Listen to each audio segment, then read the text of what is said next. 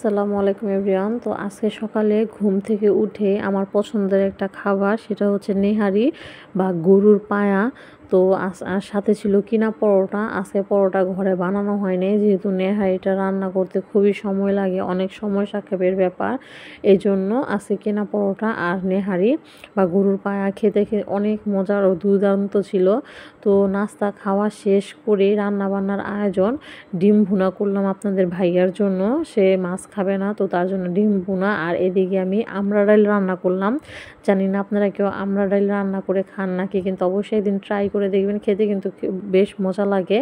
তো মুসুরি ডাল দিয়ে আমি আমড়া ডাল রান্না করলাম। তারপরে রান্না বসায় দিচ্ছি এখানে পাঙ্গাস মাছ দিয়ে আপনার আলু টমেটো দিয়ে একটা তরকারি। আমি আজকে সম্পূর্ণ পুরো রান্নাগুলো দেখাতেছি না, কারণ আমি আমার বাবার বাড়িতে যাব, এই কারণে অনেক তাড়াহুড়া করে এই রান্নাগুলো শেষ করে নিলাম। তো শীতকালের মতোই একটা তরকারি রান্না করলাম, আলু টমেটো পাঙ্গাস মাছ সাথে আপনার ছিমি, এগুলো দিয়ে একটা তরকারি রান্না করে নিলাম। এদিকে তরকারিটা রান্না শেষ হতে না হতে দেখি আমার শাশুড়ি টোকানো শাক নিয়ে আসছে, উনি ওনার এই ক্ষেতের থেকে। তো আমি বলতেছি যে আজকে রান্না করা সম্ভব না, আজকে আমি আমার বাবার বাড়িতে যাব, তো অন্য দিন রান্না করি। তো উনি বলতেছে যে আচ্ছা ঠিক আছে, তো উনি ধুয়ে রাইখা দিবে। এখন তো যাব বাবার বাড়িতে, তো এই তো বাবার বাড়িতে যাওয়ার জন্য এখন রেডি প্রস্তুত। তো এই তো বাবার বাড়িতে আসার পর কিছুক্ষণ রেস্ট নেওয়ার পর মার বাগানে আসছি, যেহেতু আমার বাগান দেখতে খুবই ভালো লাগে। তো মা এখানে ডাঁটা বুনছিল, ডাঁটা বীজ ফেলাইছিল, তো ডাঁটা হয়েছে কিন্তু পুষ্টি কম পাইছে, একসাথে অনেকগুলো গাছ, তো এই কারণে এমন হয়েছে। তো মাশাল্লাহ দিলে পুঁই শাক অনেক সুন্দর হয়েছে, দেখেন পুরা জাংলাটা ছায়া গেছে পুঁই শাক দিয়ে, তো দেখতেও অনেক সুন্দর লাগতেছে। তো আমি চিন্তা করতেছি কিছু পুঁই শাক পাতা নেব শুটকি দিয়ে খাওয়ার জন্য। এই তো কিছু আমি পুঁই শাক পাতা এখান থেকে ছিঁড়ে নিলাম। আর এখানে অনেক শাকসবজি গাছ আছে, আপনার পেঁপে টেপে, তারপর আপনার গাছ, সিম গাছ, আপনার এই যে গাছ, কচু শাক গাছ, অনেক ধরনের গাছ আছে, আম গাছ, মরিচ গাছ, গাছের অভাব নেই।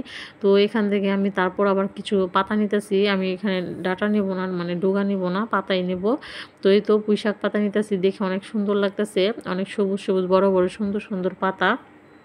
তো আমার মারি বাগানে অনেক পাতাই ছিল, অনেক শাকসবজি ছিল, অনেক গাছই ছিল।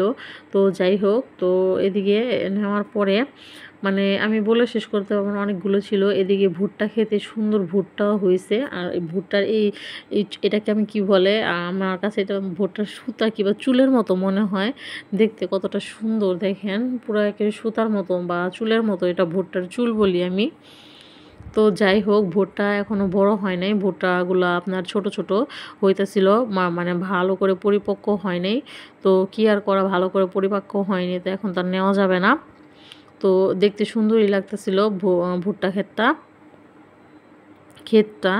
তো যাই হোক, এদিকে আবার আরেক ধরনের ফুল ছিল, এই যে এটা কি ফুল আমি জানি না, এটা আমার আমার আমার যতটুকু সম্ভব ধারণা এটা হয়তো কোনো জংলা টংলা ফুল হবে, কিন্তু আমি নাম জানি না। তো যাই হোক, বাগান থেকে ব্যাক করে ঘুরে আসার পর দেখি আমার ভাইয়ের বোন নুডলস ম্যাকারনি রান্না করতেছে। তো রান্না বান্না শেষ করে, খাওয়া দাওয়া শেষ করে বাসায় চলে আসলাম। আজকে